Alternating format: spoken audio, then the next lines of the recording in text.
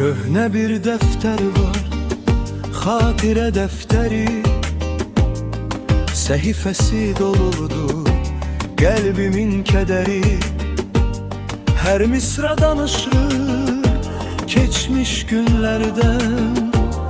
Her sözünde gizli bir ömrün eseri. Bir vərəq sevincdir, bir vərəq həsrət. Bəzən gülüş yazır, bəzən də hicrət. Oxuduqca yenə kövrəlir könlüm. Sanki qayıdır o itirilmiş səadət. Adını yazmışam neçə səhifəyə, silə bilməmişəm keçən illərə. Unutmaq istədim min dəfə səni, yenə qayıtdın sən köhnə xatirəyə. Adını yazmışam neçə səhifəyə, silə bilməmişəm keçən illərə.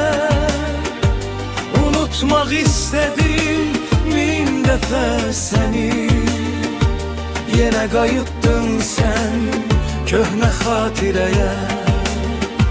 Sarı vərəqlərdə qalıb izlərin, sükutla danışır ötən sözlərin.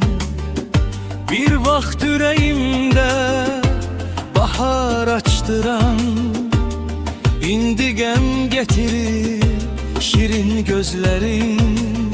Hərdən açıb baxıram o dəftərə yenə.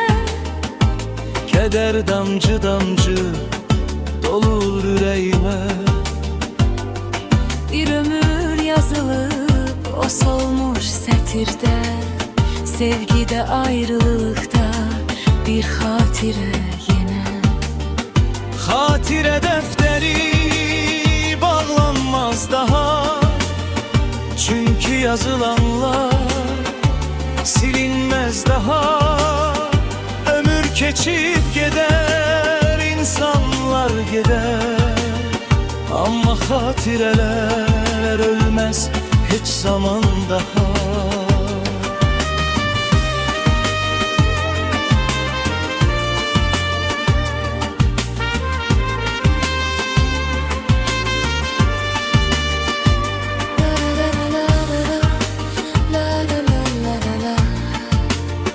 Amma xatirələr ölməz heç zaman daha.